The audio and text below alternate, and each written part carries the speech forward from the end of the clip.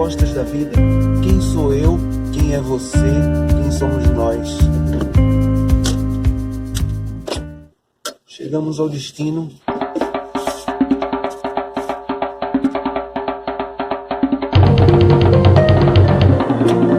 Lá vou eu, andando pela cidade. Buscar uma coisinha ali e aproveitar esse novo ângulo, essa nova perspectiva, né?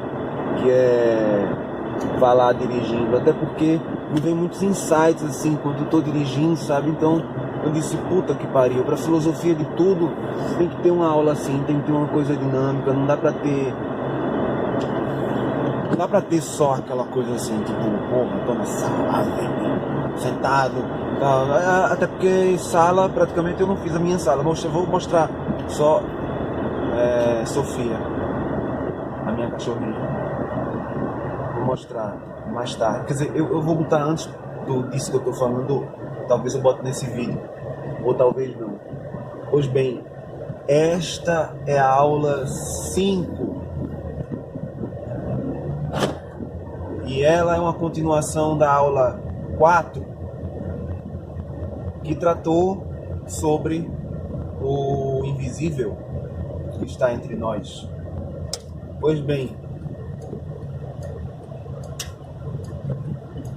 tudo que é invisível aos olhos, né? O que a gente considera como invisível? É invisível à percepção, não necessariamente ao olhar ou aos olhos, então, portanto. Mas, como seres humanos, nós temos uma preferência por aquilo que vemos, temos uma preferência pelo olhar. E o olhar, ele está em tudo. Ele está presente em tudo na vida, né? O olhar é a perspectiva da vida, é a perspectiva que temos. É a partir do olhar que nós somos apresentados ao mundo e o mundo se nos é apresentado de maneira simultânea, a qual Kant já tratou e nos leva a uma percepção curiosa da parte de Kant, que assim, no seu tempo não tinha essa questão de espaço-tempo. Não existia espaço-tempo. Existia espaço, que era a fórmula da física clássica, né? Tinha o espaço, havia o espaço e havia o tempo. O tempo era uma coisa só, que passava igual no universo inteiro, né? E era infinito, era linear, infinito, passava cronologicamente, passava... Enfim, a percepção era essa. Não havia essa percepção que hoje temos de espaço-tempo. Até porque hoje em dia, espaço-tempo são indissociáveis, né? Na expansão cósmica, na singularidade para a expansão cósmica, nessa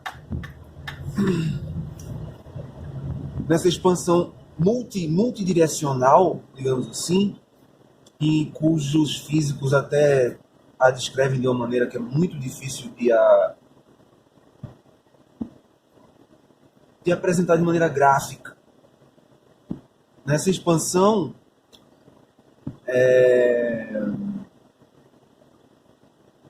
se cria espaço-tempo. O espaço cria tempo, o tempo cria espaço. Eles estão ligados numa fórmula só. É como se fosse mais ou menos cara e coroa numa moeda. Né?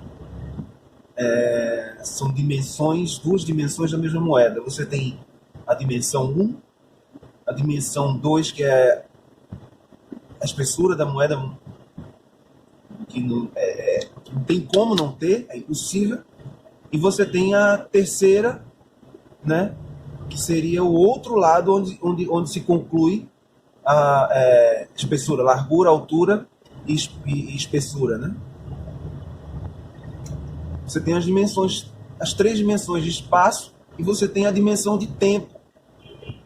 Porque sem o tempo não há a percepção, não há o passado, o espaço-tempo. Pois bem, como eu falei na aula anterior, né, nós, com a visão, vemos apenas 90... Nós vemos apenas 90 milhões de bits por segundo. Eu digo apenas, mais tarde eu vou dizer por quê. Mas nossa mente só capta e processa, nossa mente consciente, né, a parte consciente só capta e processa algo em torno de 50 bits por segundo. Ou seja, o que estamos vendo é mais ou menos uma interpretação. São ondas, né, que de uma certa frequência de visão, do campo de visão que nos é necessário para a sobrevivência e para nos locomovermos no espaço-tempo, que é relativo. Mas hoje tudo.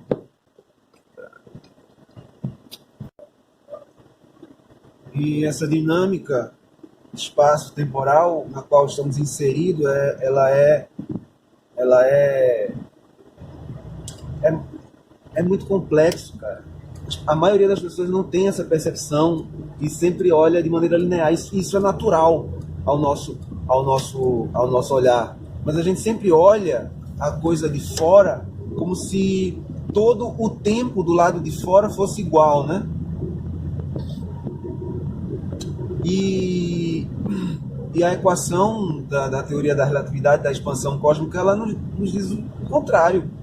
O tempo é absolutamente relativo, está ligado à dimensão, está ligado à gravidade, está ligado a inúmeros fatores. Então, é indissociável do espaço. E eu sou um espaço. Eu sou um espaço. O que há ao redor de mim é outro espaço. E assim, dimensão de espaço, né? Ela não é definível. Ela é subjetiva. Ela não é. Agora dá para ouvir melhor, porque eu baixei o ar. Tava um barulho, né? Ela é definível, ela é decifrável. Onde é que eu estava mesmo? Ah, meu Deus. Eu vou editar esse vídeo. Ou não. Ou deixa assim mesmo essa porra. Pois bem, voltando, né? Por que eu digo somente? Por que eu digo tão somente? Porque 90 milhões de bits por segundo significa que você pega o segundo e divide uma fração de 90 milhões, certo? Só que na constante de Planck, né, que é a menor unidade de tempo que se pode medir, e que é justamente a menor fração perceptível até hoje, estudada até hoje, né, que está relacionada à mecânica quântica e à forma como os elétrons giram em torno, fazem um spin, né, giram em torno do seu próprio núcleo e tal, os prótons e os elétrons. Essa é a menor unidade de tempo, né? A menor unidade de tempo, ela é na casa trilionesimal ou quatrilionesimal, não sei os números assim precisamente, mas muito, muito, muito mais fracionado do que 90 milhões de bits por segundo. Ou seja, mesmo se a gente captasse os 90 milhões de bits por segundo todo, a gente não teria a percepção de tudo. No espaço-tempo, a gente ainda daria saltos quânticos de um instante a outro. E esse é que é o barato da coisa toda. A gente dá saltos quânticos, a gente se destrói no momento anterior e renasce no momento posterior. Só que isso se dá através de saltos mesmo. E a gente percebe de maneira linear, porque é tão imperceptível que o nosso cérebro ele cria a historinha de maneira linear, da maneira que ele pode. Entende? Assim, o nosso cérebro cria a linearidade do espaço-tempo, do modo como a gente percebe. Ele cria essa sequência que a gente vê assim, né? Como se fosse frames, as coisas assim, frames, né? Movimento. Tá. O movimento faz 1, 2, 3, 4, 5, 6. Esses frames, né? A gente percebe porque o nosso cérebro, ele conta essa historinha nessa sequência. Não significa que a realidade é assim.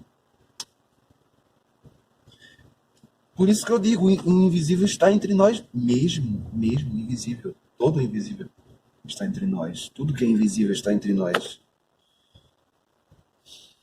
A maior parte do que está entre nós é invisível. A maior parte do que está entre nós é invisível. Está em camadas. Eu trato disso num livro que eu vou lançar também. Eu já falei dele. Não vai estar no livro gratuito esse tema tão aprofundadamente, né? No e-book gratuito não vai estar aprofundado isso aí, vai estar mais superficial. Mas eu trato isso mais profundamente no livro entre camadas e camadas e camadas da realidade. Um ensaio sobre uma filosofia do infinito. É esse o título. Eu tenho uma coisa para esquecer os títulos do livro, impressionante. Eu lembro o tema, eu lembro a história, eu conto tudo, mas lembrar o título, mas é entre camadas e camadas, da realidade. Aí eu coloquei os 3 pontinhos intencionalmente, eu tô dando até spoiler aqui sobre a ideia da capa, né?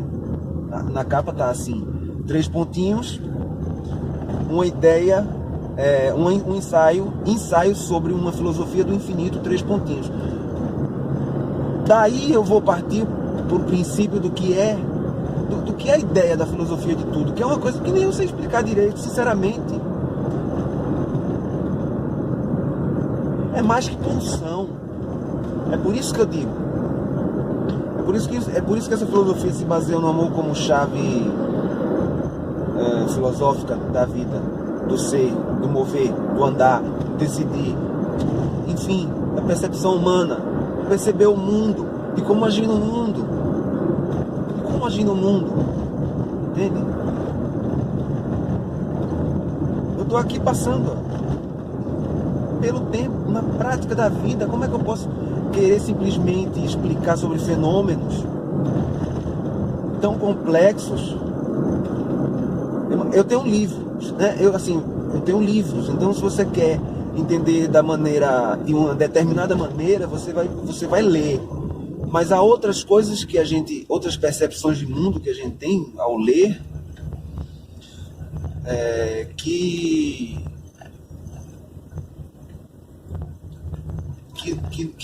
transcende a questão das linhas, né? E voltando a Kant, me esqueci de Kant, tá vendo? Tinha me esquecido.